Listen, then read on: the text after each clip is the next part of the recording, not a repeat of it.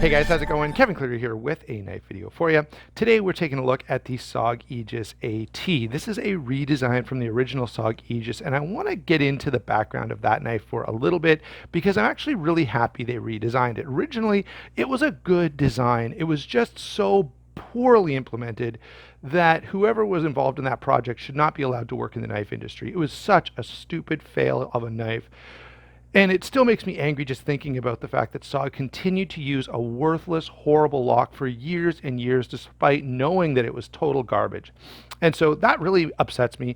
And I'm also upset by another thing that happened back then, and that was Nut and Fancy got behind the SOG Aegis in such a big way. He just talked about how great it was, and even in his model it had blade play, and that should have immediately made him go, hey, this is poorly built and it's got a crappy lock. But instead he promoted this thing and even compared it to the Para 2, which it wasn't even in the same ballpark. So all of that stuff happened with the original Aegis. It has been one of my big gripes in the knife industry for a number of years, and I really do hate when companies continue to produce something that's garbage because they were just selling it based on the name. It said SOG, it looked cool, and so people bought it, and it's really, really frustrating, and it was overpriced to boot. So now they've come and redesigned it, and I'm really glad they did. And they have fixed the problems that it had, and I'm so glad. And it really does seem that SOG is turning over a new leaf, and I'm really, really happy to see that because there have been some good classic SOGs that are great knives, and it looks like, frankly, in the new lineup. And I really need to go through the new lineup and do a video. I don't own many of the knives, but I need to just go through online and look at the knives and talk about them a little bit. But anyway, that's besides the point. Back to the knife in question. It does look like SOG has turned over a new leaf, and this is part of that new leaf. And so they've made a lot of improvements. However, there are some things where they really missed the boat in some obvious ways. And you're looking at one of them right now, but I won't. You're looking at two of the biggest ones, and we'll talk about that. But for now, let me say I actually like this knife. Okay, I like the overall design. I like the feel in hand. I like the utility of it. I like the lock. There's a lot of things that are really, really enjoyable here. And so overall, this is a positive review. But the problem is because it's so positive, the couple of things that are misses really stand out to me. So it's like looking at, I don't know, a beautiful painting, but then someone, took a red Sharpie and wrote on it. So, because it's such a beautiful picture, it really, the fail really stands out. Size and weight, let's get to that first. 8 1/8 inches overall. So nice size on this, 3 1/8 inch blade. I got that. Let me say that again. This is a 3 1/8 inch blade on an 8 1/8 inch knife. The handle is 5 inches. Okay, grip area is 3 3/4. Let me say that one again. 3 3/4 inches on a 5-inch blade. And finally, 4.6 ounces, which is actually pretty good. Overall, in terms of how comfortable this is to carry in pocket, I have no problem with the size and weight. However, the two things that I will say is, what on earth is a 3-inch blade doing on a 5-inch handle? This is the least balanced knife. There's no reason this knife couldn't have been this big. And really, if you take my hand and do this, now the knife looks normal. It looks balanced. But with this extra piece on here, it's just a random thing that didn't need to be there. And so, okay, so that's number one. The balance of this knife is off because the blade is really, really inordinately short for the size of the knife. The other thing is they've put this lanyard hole here, restricting the grip area. So the grip area should be all of this. There's no reason for it not to be, other than this horribly placed lanyard hole. So again, on a 5-inch handle, I end up with only 3 3/4 inches of grip area, which is fine for my hand. Okay, it's not that I'm actually complaining about that. It's a very comfortable knife, but why? Okay, why not use the space that you have? All right, so size and weight is very good in terms of carry, and I've actually carried this knife quite a bit and enjoyed it a lot. But again, there's a couple standout things that really drive me a little bit crazy. Okay, so now that we've talked about those things in terms of size and weight, the blade to handle ratio is way out of whack, and the grip area is not nearly as much as it should be. Everything else in size and weight is fine, okay? And by the way, these changes don't make the knife unusable. They really don't do a lot of damage to it in terms of utility, but they just don't make sense. All right, moving on to the blade. All right, the blade is actually very good. I like this blade a lot. I like the shape. I like the grind. I like the very, very nice sharpening choil here. It's fairly thin blade stock, fairly thin behind the edge. It's D2 steel, which is going to perform quite nicely, and you're not going to have a lot of rust problems because of that coating. All of that stuff is great. However, there's no reason that this knife should not have a 3.5-inch blade, at least. Okay, it really needs a 3.5-inch blade, and that would make it look so much normal, and in fact, more normal, and in fact, that would be more consistent with the original knife, which was 3.5 inches on the blade. So I like everything about this blade. It's a decent budget blade.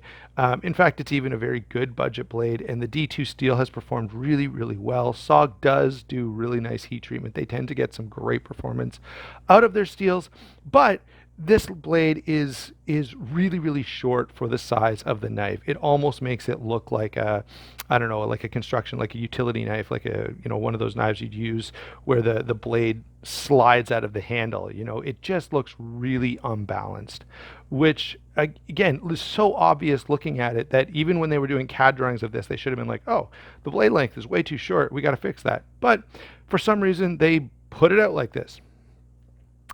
It will cut.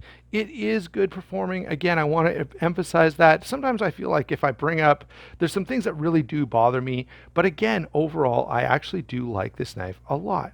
All right, moving on to the action. So this knife is assisted, and it's a very firm assist. I really enjoy that.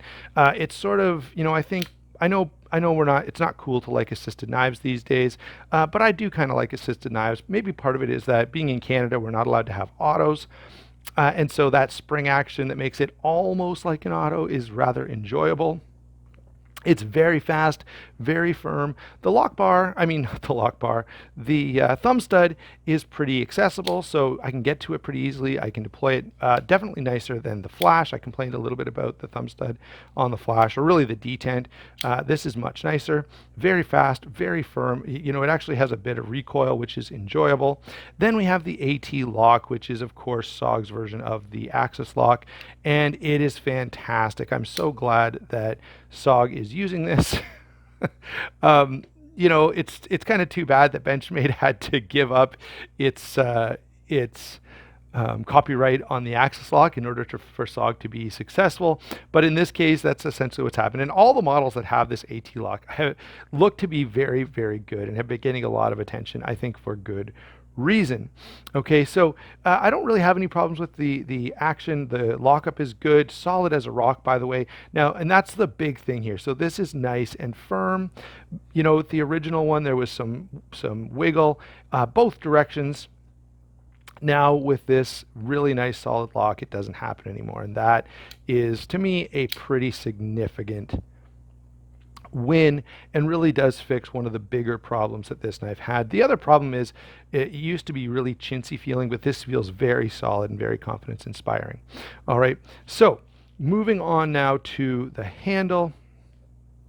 We have steel liners, FRN, and look guys, I wish this wasn't FRN, I wish it was G10, but if you're going to use FRN, this is good use of FRN. It feels very good. The grip is nice.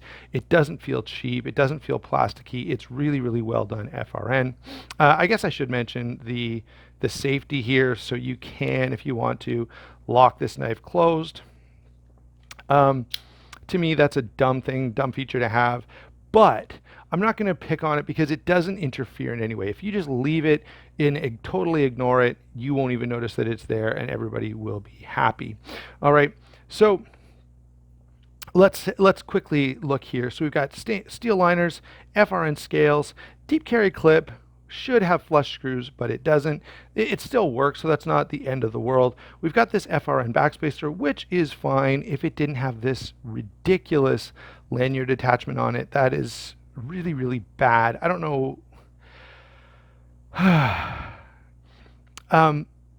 This knife is actually quite good, and I feel like I'm saying that a lot because I keep picking on a couple of minor faults, but it makes the fault stand out that much. You just look at it and go, why? Like, who approved this? Someone should definitely be fired for allowing this design to go out because it's really ridiculous.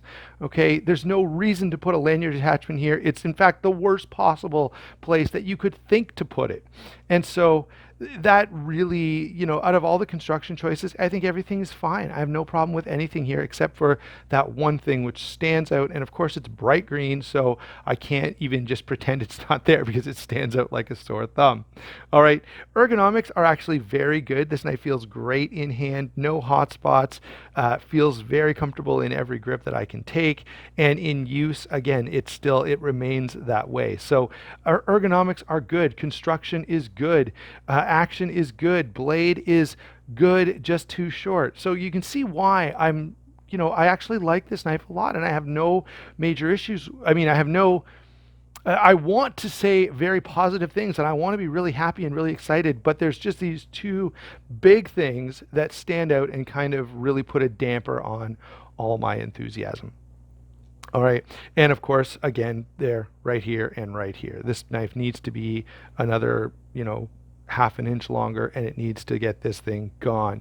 So please, SOG, I hope I'm not being so abrasive about this that I'm offending you and all of that, but I really don't care, actually. I'm just, I got to tell it how it is. But please do another redesign. Go back to the drawing board. I mean, you don't even need to go back to the drawing board. Just keep everything how it is. Make the blade longer and get rid of this stupid thing. And then the blade will easily be accommodated in the handle and everybody will be happy and you'll have a fantastic knife. And then I can say this would rival almost any of the nice knives that are out there. I would be singing its praises without a doubt. So a couple little misses there. Let's do some comparisons. Initially, so we've got here FRN, stainless steel liners, and D2 steel. So I feel like it's appropriate to bring in the Rat Model 1. Okay, so there it is beside the Rat Model 1, D2. Normally this would be FRN. In this case, it's the carbon fiber. But very similar materials, very similar application, or at least, from SOG's marketing, this is an outdoor knife. They market this as an outdoor knife, even though the flash is probably better suited to that. So the Rat Model 1 makes a decent comparison.